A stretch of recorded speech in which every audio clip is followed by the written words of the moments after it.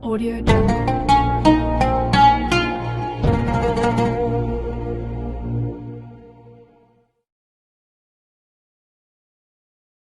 बिस्मिल्लाहिर्रहमानिर्रहीम।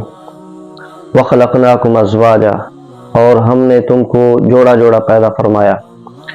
अल्लाह ताला ने दुनिया के अंदर हर इंसान का जोड़ा पैदा फरमाया है। तो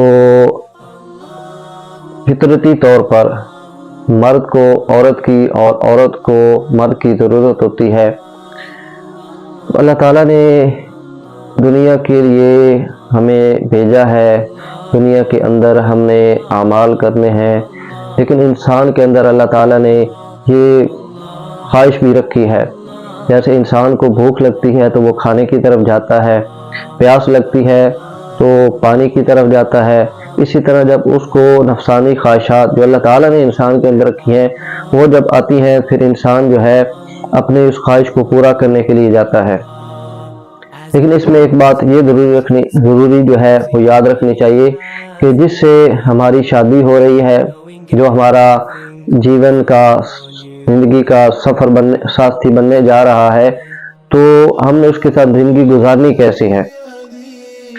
किताबों के अंदर लिखा है, इमाम औज़ाई रहमतुल्लाह अलैह, इमाम शाबी रहमतुल्लाह अलैह के पास जाते हैं और पूछते हैं कि आपका क्या हाल है, आपकी इस दिवाजी ज़िंदगी का, जो आपकी शादी वाली ज़िंदगी है, उसका क्या हाल है। तो फरमाने लगे कि अल्हम्दुलिल्लाह मेरी शादी को 20 साल हो गए, 20 सालों के अंदर मेरे और मेरी बीवी के दरमियान में कुछ भी लड़ाई झगड़ा नहीं हुआ।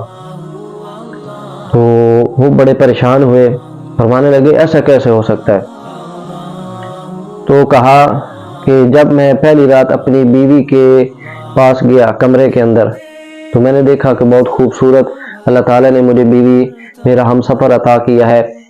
तो मैंने कहा कि मैं 2 रकात नमाज़ नफल पढ़ लूँ, तो मेरी बीवी ने कहा जी पढ़ लें।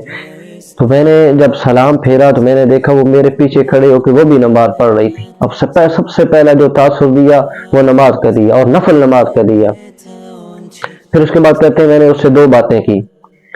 2 बातों में सबसे पहली बात ये थी कि मुझे खाने के अंदर ये चीज़ें पसंद हैं और ये चीज़ें नापसंद हैं, क्योंकि घरों में अक्सर जो लड़ाई होती है वो इस वजह से होती है कि फ़लाँ चीज़ मुझे पसंद थी तुमने नहीं बनाई, फ़लाँ चीज़ के अंदर मुझे नमक ज़्यादा पसंद है, मिर्च पसंद है, फ़लाँ चीज़ के अंदर मैं नमक नहीं खाता। तो ये चीज़ें पहले दिन ही बता दी, और अपने कपड़ों के मुतालिक भी बता दिया। और उसके बाद उन्होंने फरमाया कि मेरे फ़लाँ रिश्तेदार हैं, उनसे तो मिलना मुझे पसंद है, और फ़लाँ रिश्तेदार जो हैं उनके लिए दुआए मग़फ़िरत करना, मैं भी करूँगा तुम भी करना, वो ठीक नहीं है, उनके अमाल ठीक नहीं है, लिहाजा मैं भी उनसे बच के रहता हूँ, तुमने भी उनसे बच के ही रहना है। फरमाते हैं कि मैंने ये 2 बातें की। उसके बाद मेरी बीवी जो है उसने अल्लाह ताला की तारीफ़ की, खुतबा पढ़ा, और उसके बाद वो कहने लगी कि मैं कमज़ोर पसली से पैदा हुई हूँ, तो आप मुझे प्यार मोहब्बत से चलाते रहना।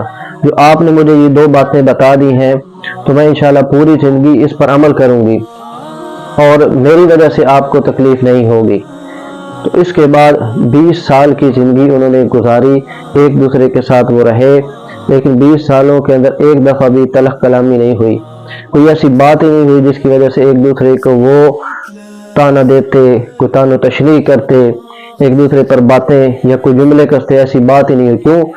जो पहले दिन है उसी दिन बता दिया कि मुझे ये चीज़ पसंद है और ये चीज़ मुझे नापसंद है। तो आजकल हमारे माशरे में ये होता है कि हम बग़ैर सोचे समझे अपनी औलाद की शादी करवा देते हैं, और ऐसी जगह करवा देते हैं जहाँ पर उनका इरादा भी नहीं है।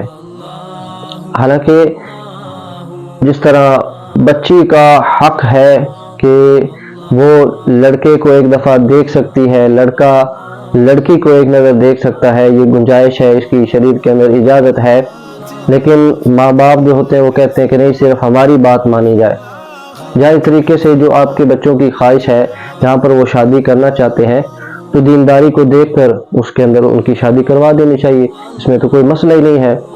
शरीयत ने इस चीज़ की हमें इजाज़त दी है। तो अल्लाह ताला से दुआ है, अल्लाह ताला हमें इन बातों पर अमल करने की तौफीक अता फरमाए।